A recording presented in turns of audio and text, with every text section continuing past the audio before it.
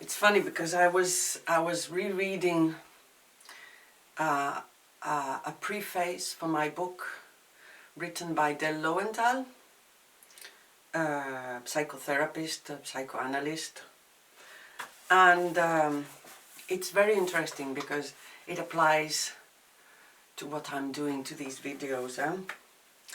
But this was written like in 2009, or 10, because it's when I published my first book, Someone to Love, and it's just after our encounter in Turku in Finland for the first European phototherapy and therapeutic photography symposium.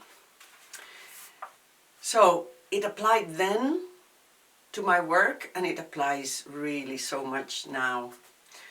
So he says that I try to attract people's attention, which is what I've always been doing. I'm a sort of exhibitionist. But so, for example, he says most people are not used to being shown a full frontal nude photograph and by and of a person they have just met. So he says, isn't she in some ways stuck if she gains attention by devices which many would see as self-harming? This is really interesting because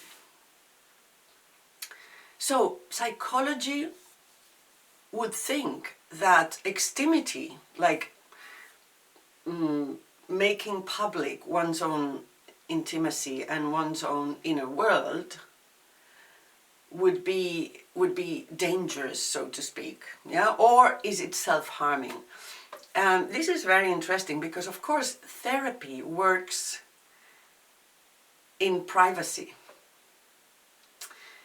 and this is why they think that this is dangerous. It is dangerous to publish and to publish one's own therapy, which is what I'm doing right now. But after over 30 years of therapy of all kinds, and over 33 years of art and of autobiographical art, I have no problem at all in publishing my problems, my emotions, and my thoughts, and my almost everything that regards me. I publish it. I can say it. Of course, I cannot say everything that regards my relationships to people, but and of course, there could be someone who uses this against me. It could be, but it's just worth the risk because it's just like empowering me so much and giving me so much energy and feeling useful and like that was a very interesting thing. Just a second, because Carl Gustav Jung says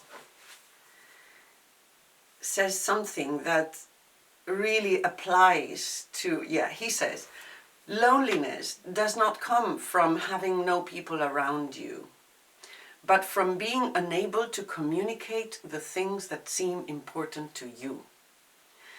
And this is exactly what I'm doing. I'm communicating with the world the things that are important to me. And so it's not only with some people, it's just like with the world, of course, with everyone that wants to see. But the fact that these videos with all the things that are important to me are there to be seen, it's a fantastic feeling. It's just a fantastic, liberating and empowering feeling. Especially because I publish, first of all, the things that I'm ashamed of, or the things that are painful, and this is what I've always wanted.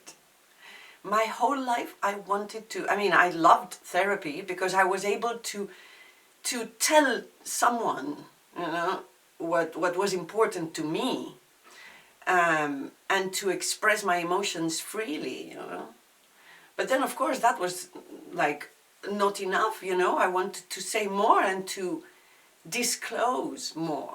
Yeah, the disclosure. Yeah, that is just incredibly important to me. Now, I had other things to say, but just don't remember now, but I'll continue later this video. Yeah, I wanted to add this. Apparently it has nothing to do with what I was saying, but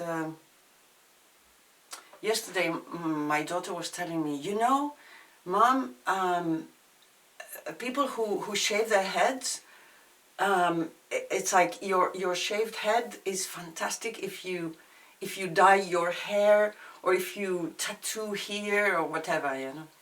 And I said, yeah, it's just beautiful. Yeah, but I will never do it. And I said, oh, really? You would be fantastic, and so on. I said, well, you know, I have never pierced my ears. Well, actually, my mother decided not to pierce my ears. And that was very interesting because the rest of my sisters, the ears were pierced because at birth in Spain you do that. But my ears weren't. Who knows why, but that's quite interesting. The thing is that I've never, well, I mean, in some moments of my life in which I was lost, I used to wear some earrings or stuff or necklaces and stuff, and or rings and stuff. But in fact, what I really like is not wearing anything. It's like taking everything off. Like nothing, wearing nothing, what's the word then?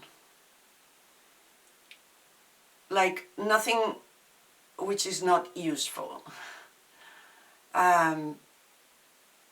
Yeah.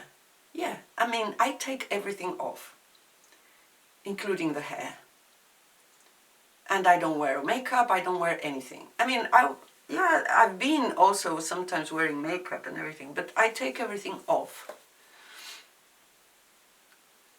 So I think that this is connected to what I was saying. Because in the same way that I take everything off, if I could, I would take my clothes off in the summer.